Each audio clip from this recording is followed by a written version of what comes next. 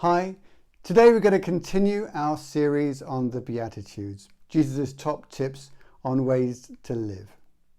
Now, if you've missed the other talks in this series, then I would encourage you to go and listen to them by going to sheffieldvineyard.org, click on Sundays at the top of the screen and then select talks. And today's Beatitude, it can be found in Matthew 5 verse 8, which says, "Blessed are the pure in heart, for they shall see God." And today I want to make the case that for having a good heart, it's not something that's just good for us, but it's something that's good for all of society. You know, someone who's eager to see purity in society, what you might call a godlike justice, is someone whose ultimate goal is not just for society to be good, but for society to see God. Because society won't know what purity looks like unless it looks at God. So let's assume just for one moment that God doesn't exist and that we are all just random pixels, random particles of dust. The result of a freak cosmic blip. Let's assume that life is nothing more than just a period of fidgeting before a final death. Now, if that were true, why should we seek to help the poor as opposed to live selfishly? I mean, who's to say that one way of life is any better than another way of life? Now, many people in our society believe that it's good to encourage human rights, individual freedom and equality. But they also believe that humanity is the result of an evolutionary process based on the survival of the fittest. How can it be that the same person can uphold both the idea of human rights, freedom and equality, and the idea that the survival of the fittest is also true, where the biggest, strongest person wins? They're polar opposite ideas. It's simply illogical to say that both of these things are true. Many people, if not most people in society, have a thoroughly incoherent set of beliefs. And it's worse. You see, if the secular view of creation of the world is true, then it's no more logical to pursue love than it is hate. I mean, if there were no objective truth that comes from a God, then all truth is subjective. In other words, what's right or wrong is up for us to determine, and we can determine whatever we want. The Greek worldview determined that some people were inherently better than others. The idea that all people are equal in dignity emerged much later. It emerged in the Middle Ages, most notably during Christendom, when the church and the state were effectively one. The notion that all people are equal in dignity emerged because of the Christian idea that all people are created equally in God's image. The idea that we should love the poor, help the needy, create hospitals and charitable institutions, they all emerged in a society that believed in a loving God who designed a world in which we are to love him and love each other. Now, I'm not saying that the church has a perfect track record at maintaining this belief. I mean, there's definitely been times, and there still are times now, when the world not only turns a blind eye to injustice, but actually perpetuates injustice. And when that happens, it's wrong. But our inability to sometimes follow God and his ways, that doesn't mean that God and his ways are wrong. It's also the case that when we do follow God and his ways, society at large benefits. Now, when Christendom faded and the Renaissance age emerged, people continued a foundational belief in God, but as technological and scientific revolutions erupted, so people turned their attention more to the things that God created rather than God himself. And this snowballed until the middle of the 20th century, when there was a start of a significant social shift away from God. Friedrich Nietzsche, a 19th century German philosopher, saw that society was moving ever further away from God and predicted that this would lead to morality becoming what he called a problem.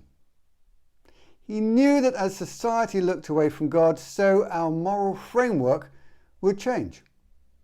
Now, strangely, Nietzsche felt that this would be a good thing. Nietzsche believed that a society devoid of faith in God would be better for us. I mean, in his book, Beyond Good and Evil, he even mocks the view that we should promote unselfish behaviour.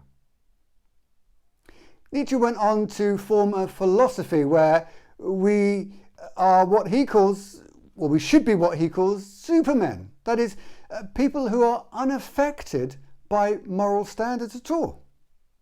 His views went on to inspire Nazism and Stalinism, and he spent the last 10 years of his life in a mental asylum.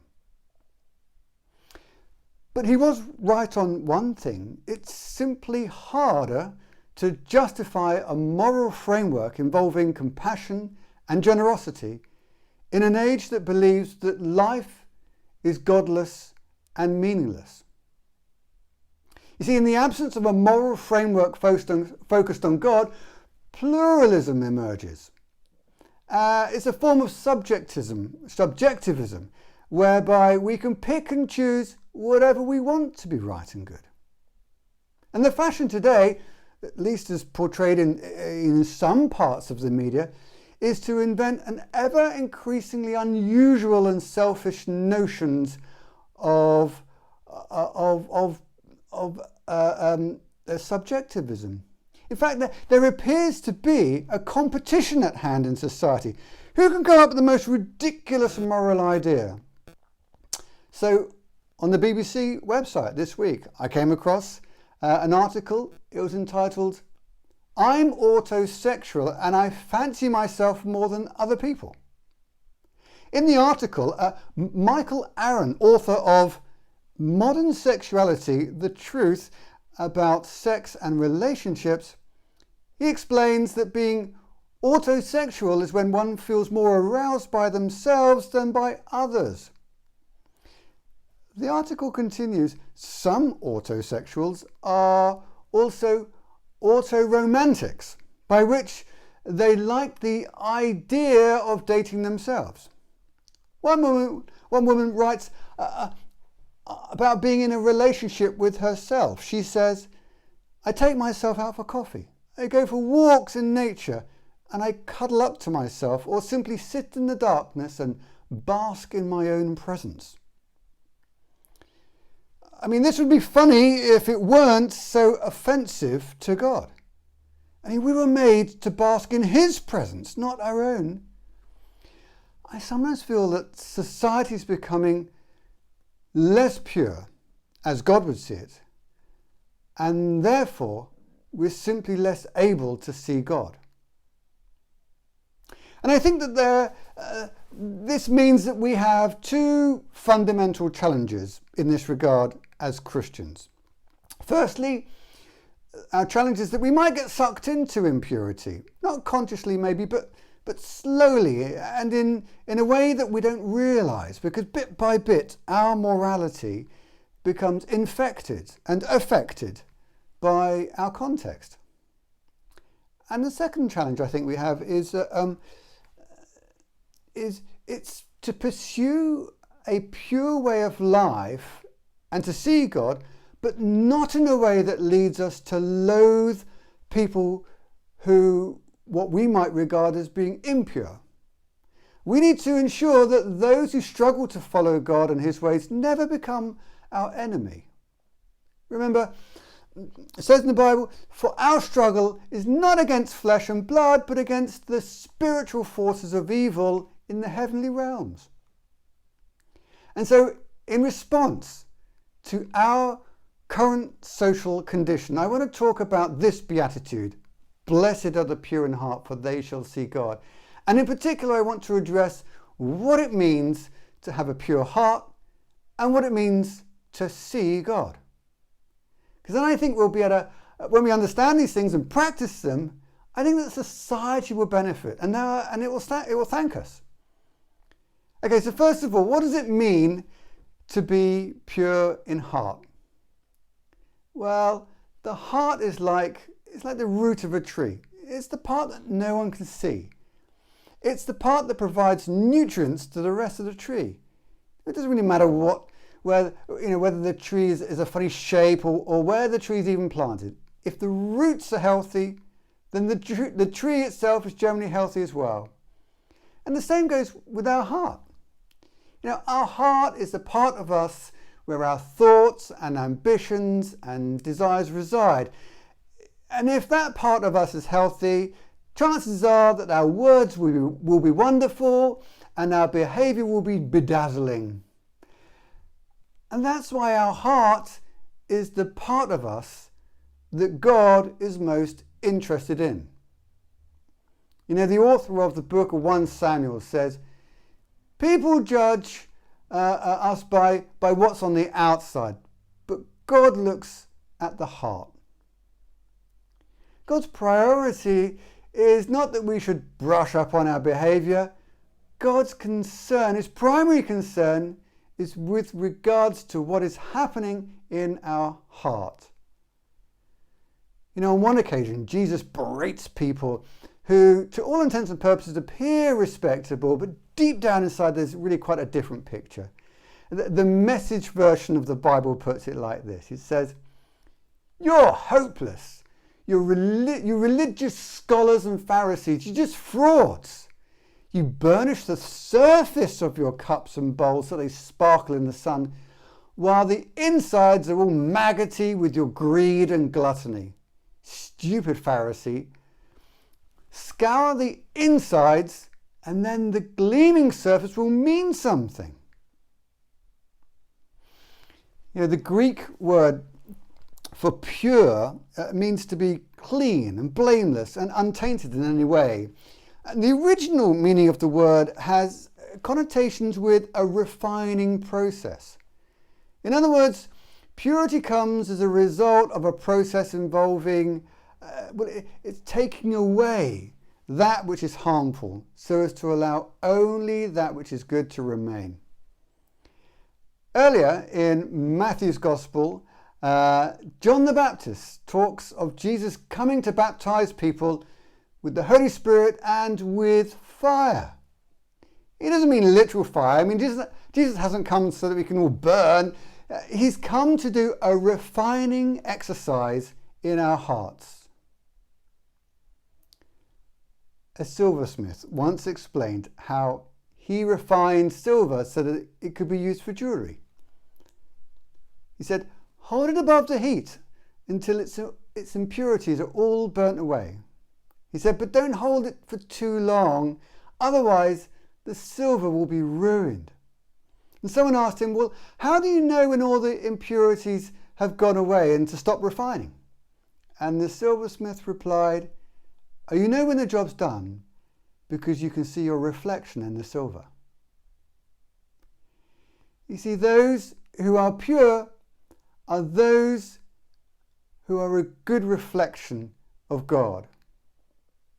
Those who have a pure heart are those who are reflections and reflectors of God's heart.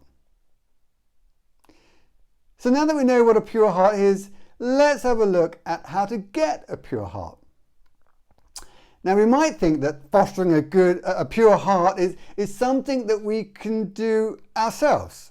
If we put all the right effort in, if we, that we might be able to develop in us a wholesome character. Well, I think in part that's true, but it's certainly not the whole truth. I think that firstly, our heart's purity comes from God. Psalm 51 verses 10 says, "Create in me a pure heart, O God, and renew a steadfast spirit within me." What this says is that our heart's purity is created by God within us. Another thing that the psalmist is saying here is that we're not born with a sort of a purity rating in our heart that can't be changed or improved. The psalmist says, create in me. In other words, God can work on us at any time. He can do his refining act in us at a time of his choosing. We're not born with a purity setting that can't be altered. And so if we're not satisfied with who we are, if we're aware that we've fallen short of the standards that we know we should have met, then the assurance that this Bible verse gives us is that we can have our hearts purified right now by God. Another thing that the psalmist suggests is God appears for us to want him to do the refining work in us. He could just dive right in and make our hearts pure. And sometimes he does, but his custom, his normal way of working is to knock on our heart's door and wait for us to open it and invite him in. Here I am, it says in Revelation 3:10. I stand at the door, this is Jesus talking, and knock. If anyone hears my voice and opens the door, I will come in. And so what we see here is that there are two parts to the process whereby our hearts are made pure. Firstly, it's God who does the purifying in our hearts, not us. And secondly, the process takes effect when we invite him into our hearts. Now, all of that is not to say that we don't need to make any effort to strive to do what's right. Hebrews 12:14 says, try to keep your lives free from sin. Anyone whose life is not holy will not see the Lord.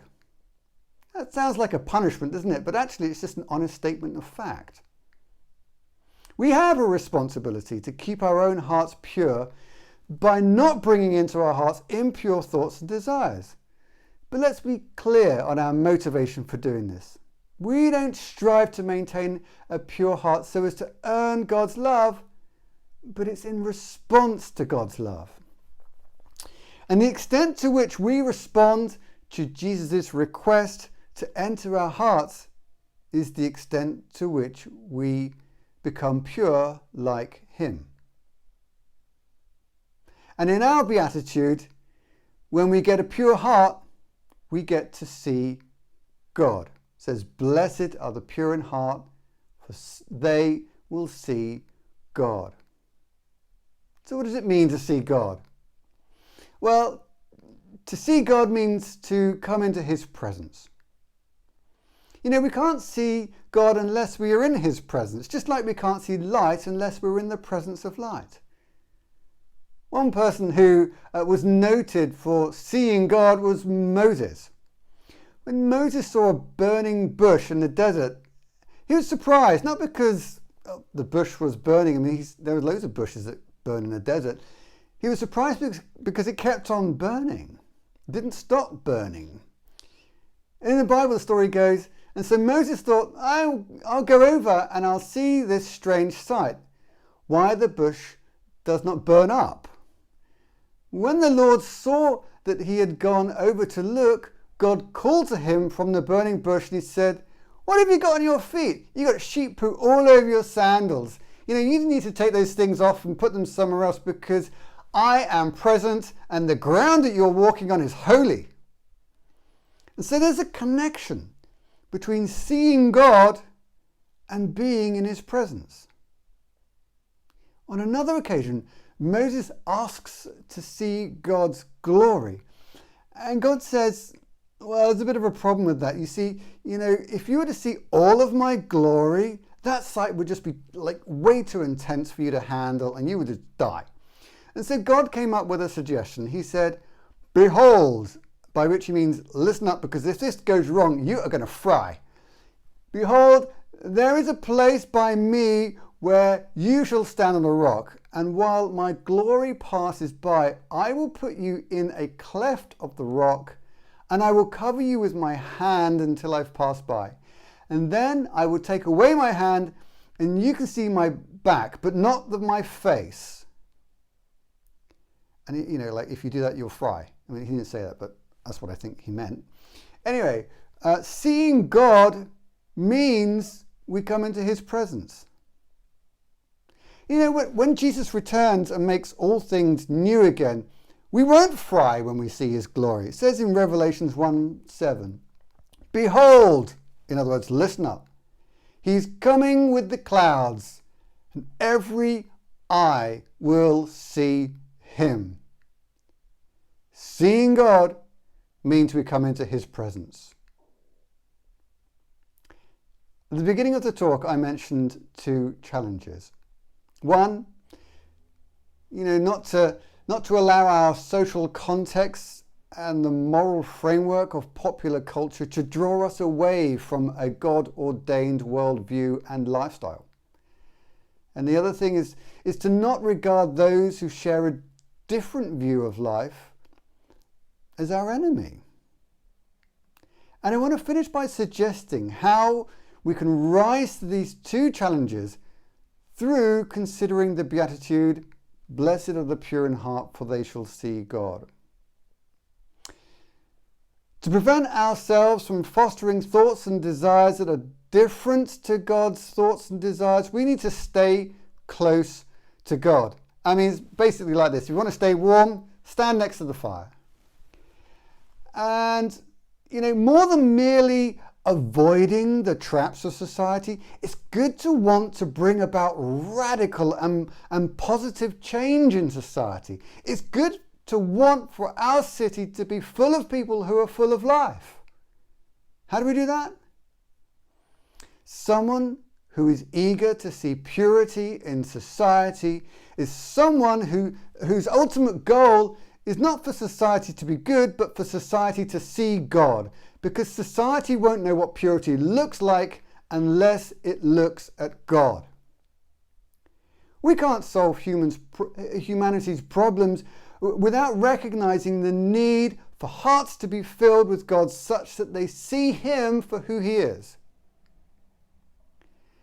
It is God who creates pure hearts in people. Get people to know God, and you get social justice. Trying to get social justice without inviting people into a life with Jesus just won't work, because there is no moral framework without God. And so if we want our lives to be pure and for society to foster a godlike purity, we need to acknowledge that it is God who is the source and the supplier of purity, and we need to apprehend his gift of purity by opening the door of our hearts and allowing the presence of God and nothing else to come in at all times. We need to repeat those words. Create in me a clean heart, O God. And when we're purified, others will see light shine out of us, and they'll want it for themselves. And like Matthew 5:16 says, those people will glorify our Father in heaven. And when that happens, we don't just protect ourselves from the ill effects of society. We bring a positive change to society. We bring justice and equality and true freedom and honesty and peace and forgiveness and generosity and compassion. And lastly, how do we avoid having a type of purity that regards others as somehow inferior or even our enemy? Well, we remember where our purity comes from. Whilst we are responsible for maintaining and not compromising the purity that we have, we also acknowledge that what we have has been given to us. We haven't earned his goodness. And so how can we ever regard ourselves as better than anyone else? Christians are just as busted up as everyone else. The only difference is that we're completely aware of it. That we're aware that we're busted up, and we're aware that the only remedy that we have to our brokenness is the unmerited grace and mercy of God. It says in the Bible, Christ died for us while we were still sinners. And by this, God showed us how much he loved us. You know, because we know that there is no difference in us than anyone else, and because we know that we are every bit as reliant upon God's grace and love than anyone else, then we are propelled to exercise humility and patience and tolerance towards people who hold very different views to our own. It says, "Blessed are the pure in heart, for they will see God." Oh, guys, let's pray that God will create in us a clean heart. Let's acknowledge that the source of our purity is God, but that to apprehend it is our responsibility. And let's get excited because, you know, having a pure heart gives us access to his presence. And I can't think of anything better than that. This beatitude is good news for every individual, and it's good news for the whole of society. So, you know, let's stick close to what God regards as pure. Let's never regard ourselves better than anyone else.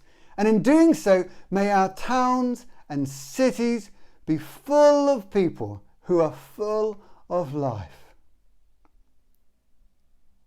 Oh God, create in me a clean heart. Amen.